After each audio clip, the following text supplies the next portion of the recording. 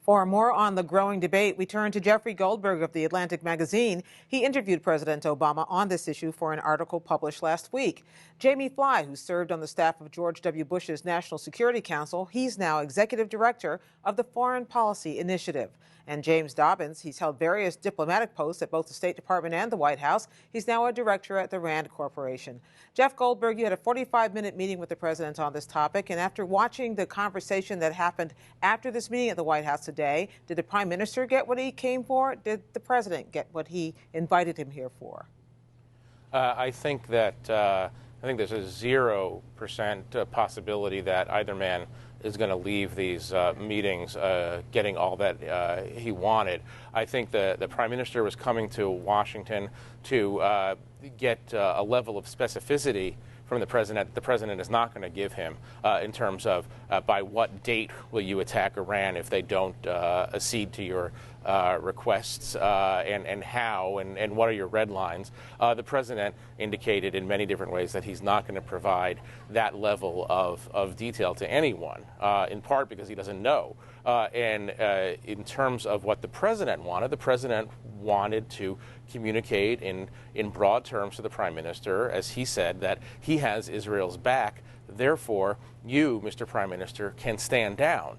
You should not do anything premature or precipitous that could actually wind up emboldening or strengthening Iran. And I don't think the prime minister is ever going to promise an American president that he will, from the prime minister's viewpoint, subcontract out Israel's defense to the United States or to anyone else. Jim Dobbins, it seems like what we've been seeing as the rhetoric has been building over the last several weeks, that there was never going to be a common ground. So it leads you on to believe whether Israel is playing bad cop and the United States is playing good cop in this.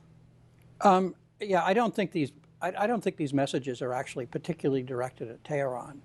I think the Israeli threats are directed largely at Washington and at the rest of the international community that desperately doesn't want a war in the Middle East, and they're designed to harden the American position and to increase the pressure on Iran thereby. And I think they've succeeded to some degree in doing that. On the other hand, I think Obama has pushed back hard and effectively on the question of timing. He's made clear that an early military strike on Iran, whether from the United States or from Israel, is not in the American interest, not in the Israeli interest. And I think it'll be hard for President Netanyahu to go back and order such a strike in reaction to that.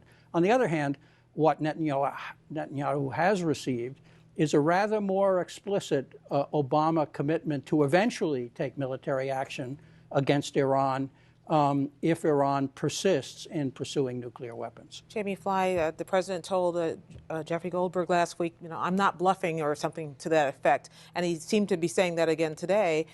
Is it as effective as Jim Dobbins seems to think to you? I think the administration's rhetoric, especially with the president in the interview that he gave to Jeff Goldberg, has been somewhat effective in clearing the waters a bit because his administration had not been consistent in its messaging about the military option. But I think, as Jeff noted, that this is unlikely to leave Prime Minister Netanyahu and his government satisfied. And the main reason is the president in his speech focused primarily on Iran actually obtaining a nuclear weapon, whereas I think the Israelis are much more concerned, and I think rightfully so, about Iran reaching the point where they have that capability. And all of the information from the International Atomic Energy Agency and other reports are that Iran is almost at that point. And so I think that's also the major difference we're seeing coming out of these meetings. When you use terms like, I will continue with you and ask you this too, Jim Dobbins, like loose talk of war, like the president, it does seem like it's stepping up some of the pushback. I do. I disagree with the president, though, on that, because I don't think this is loose talk. I think even if the president believes that there's a possibility of a negotiated solution, and he certainly seemed to say that in the interview he did with Jeff, I think that the Iranians need to understand that there is real pressure out there and there is the real possibility of a military option. And unfortunately, some of the president's top cabinet officials, like Secretary of Defense Panetta, the chairman of the Joint Chiefs of Staff, they have not given off that indication in the last several weeks that this is a real viable military option. Do you think there's a real viable, Jim Dobbins, military option? Well, I think the president's talk about loose talk was probably directed more at his Republican opponents than at the Israeli prime minister. I don't think he regards what Netanyahu is saying as particularly loose. I think he regards it as a credible threat and one that he wants to clearly signal is not consistent with American policies or views. Personally, I think that, as the president made clear, that an attack on Iran at this stage would produce a more unified Iranian public. It would validate, certainly for the Iranian public, the necessity of achieving a nuclear deterrence, and for much of the rest of the world. I think the sanctions regime would begin to loosen. I think that Iran would begin to get potential assistance in its nuclear program, which it's not getting now from countries like Pakistan or China or Russia. I think that at best you'd get a temporary delay and perhaps an explicit acceleration of the program. Jeff, when they talk about options on the table, the president says all options are on the table. What options is he realistically talking about? Well, I do think that he believes that the sanctions regime is working, and it does seem to be working. And he hopes that those sanctions lead to the building of an off-ramp where the Iranians can get off the nuclear path without losing face. And he is talking about, in my interview for the first time, he actually used the term a military component to describe one of the options, obviously the final option.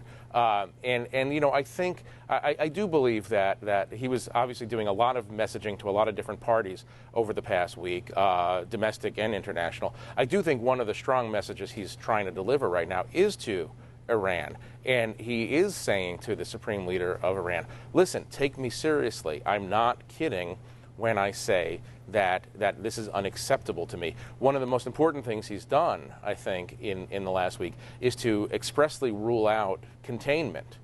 He is not in any way arguing that the U.S. could or wants to live with an Iran with nuclear weapons, and that's a fairly big development. So he's obviously trying to attempt to limit Israel's options here, but he's also somewhat limited America's own options in this case. Jamie Fly, is there at its root here some distrust between two old staunch allies? Take Iran out of it for a moment, but there seems to be more disagreement than agreement that you normally would see. No, I think that's certainly the case, and you just look at, Prime Minister Netanyahu is here to address the annual meeting of AIPAC, and this has become almost an annual occurrence where the Prime Minister of Israel comes, and there's always, at least for the last several years, been this confrontation between this government in Israel and between this administration. It's for a variety of reasons related to differences over settlements in the Palestinian peace process. But I do think there is some base distrust between this Israeli government and this administration. Did that encounter at the White House today read like confrontation to you? No, I think this meeting certainly was not as confrontational as the meeting a year ago, and partly because of how the press availability was managed after the meeting. But I do think the Prime Minister made very clear after their meeting that he still believes that, as any Israeli leader would, that if he feels that Israel's security is threatened, he will need to take action, and he noted that he thinks the president understands that as well. Now, these meetings at the White House went on for 2 hours. There's still meetings going on. So I ask you this, Jim Dobbins, with that full understanding, do you have a sense that an Israeli unilateral attack on Iran, in the ways for the reasons we've discussed, is more or less likely after a meeting like today's? I think it's somewhat less likely in the short term. I think, as I said, that the president pushed back pretty clearly. I don't think that the Israeli Prime Minister would authorize such an attack if he believed that it would not ex post facto receive American support. I think Obama's probably drawn that into question. I think it would be hard to do it over the explicit and firmly expressed advice of the American president. So in the short term, I think it probably reduces the risk. But the effect will wear off in a few months. I mean, this is a meeting. You've said something. Events and other things will drive the process, so it doesn't definitively exclude it. But I'd say between now and the summer, it's less likely than it was. And Jeff Goldberg, how much of this tension that we see has to do with domestic politics in Israel and domestic politics here? Well, you know, one of the most interesting things in this interview I did with the president last week, where he got most exercised when talking about his record on Israel and the way that Republicans, especially Republican candidates for president, are talking about it. And he repeated this in his speech to AIPAC, essentially saying, you know, giving a laundry list of things he's done for Israel, all accurate, and saying, you know, at this point, how could anyone possibly think that I'm anti-Israel? This has a lot to do, obviously, with the upcoming election. The president is not vulnerable on most foreign policy questions right now. He's obviously not vulnerable at all on questions of terrorism after the killing of bin Laden. Republicans believe that he is vulnerable on the Iran question, that he's not tough enough on Iran, that he's not friendly enough to Israel. So if you notice, you know, in past years, the president would be speaking a great deal about the peace process, about the Palestinians. He's not talking about that right now. He's talking about Iran. He's talking, you know, according to an agenda laid in part by the prime minister as opposed to an agenda that he has set out. So this has a lot to do with neutralizing an issue that the White House understands to be a possible vulnerability. Jeff Goldberg, Jamie Fly, Jim Dobbins, thank you all very much. Thank you.